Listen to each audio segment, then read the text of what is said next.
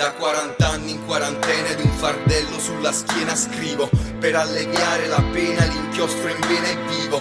E non è facile smaltire l'odio, non è facile. L'amore è troppo fragile, strappiamo troppe pagine. Esanime come le anime che vedo in giro. Volti sbiaditi, corpi sfiniti, occhi infiniti che non guarda più nessuno. Fissi sopra quel display, non sai manco più chi sei. Come sei, cristalli liquidi, ferite lividi, ricordi vividi per vivi che non vivono di ricordi vivono. A me non basta un'ora d'aria per sentirmi libero, vorrei sentirmi più al sicuro e meno fuori pericolo. È tutto finto fuori, è tutta scena, è una scacchiera.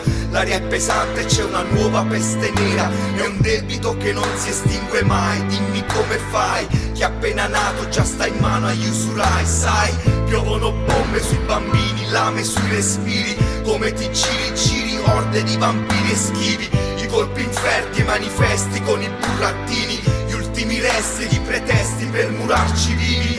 Un'altra guerra è sempre un'altra guerra persa. Pensa, affari d'oro e pozzi di fandonie inutili. Noi siamo stupidi, stupiti da programmi futili. Buonismo per voi buoni senza scrupoli, aiutami. Ci sono troppe falle, troppe facce gialle. Guardati le spalle, evita le sbarre. Infila col tuo numero a pagare l'umido. Essere unico, corrotto e indotto in un sistema lurido. Mi illumino. Cerchiamo vita nello spazio e spazio nella vita. E vita oltre la morte con il sangue tra le dita. Io non sognavo riflettori, solo giorni migliori. Lontano anni luce dalle vostre condizioni. In quarantena non per scelta ma per condizione. In esclusiva come tutti sotto osservazione. Io non ce l'ho la soluzione, non c'è assoluzione. Solo il dissenso verso tutta questa confusione. Tutta questa confusione. Tutta questa confusione. Tutta questa confusione. Tutta questa confusione.